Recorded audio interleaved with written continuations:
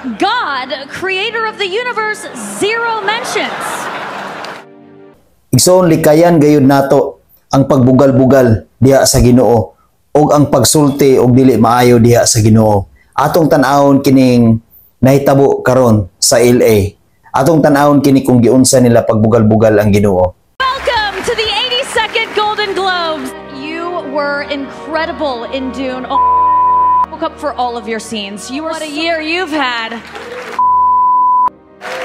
Glenn, couch shots and you'll go, oh, that was before that. Moms are holding strong with 3 shout-outs. God, creator of the universe, zero mentions.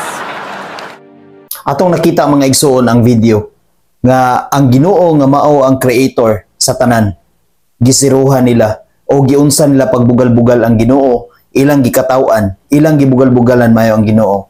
Igsoon hinumdumi ang pulong sa Dios nag-ingon sa Deuteronomio 28 bersikulo 15. Apan kung dili ninyo tahuron ang Ginoo nga inyong Dios ug dili tumanon ang iyang mga sugo nga gihatag ko karon kaninyo, mahiagom kamo ning ining tanang tunglo.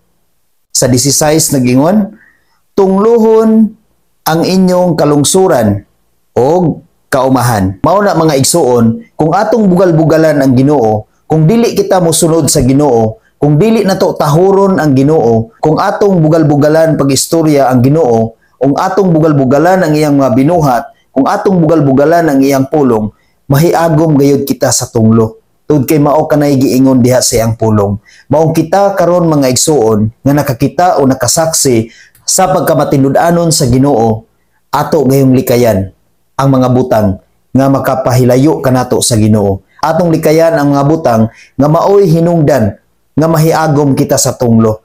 Tud kay ang pulong sa Dios igsuon nag-ingon, tunglohon niya kadtong kalungsuran o mga kaumahan nga wala nagtuman diha kaniya. Mga tawo nga nagpasipala og nagbugal-bugal sa Dios igsuon, mahiagom gayo diha sa tunglo. Nag-ingon sa unang Tesalonica 5 bersikulo 19 hangtod sa 22.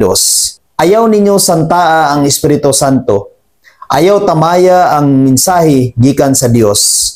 Sutaan ninyo ang tanan, ampingi ang maayo, o isalikway ang daotan. Mao na mga igsuon, samtang wala pa kita mahiagom sa tunglo, ato gayong ampingan ang atong pagkinabuhi nini nga kalibutan. Likayan nato ang pagsanta sa Espiritu Santo. Tud kay mao kana ang gawom sa Dios. Likayan nato ang pagsanta sa Espiritu Santo ug dili nato tamayon ang pulong sa Dios.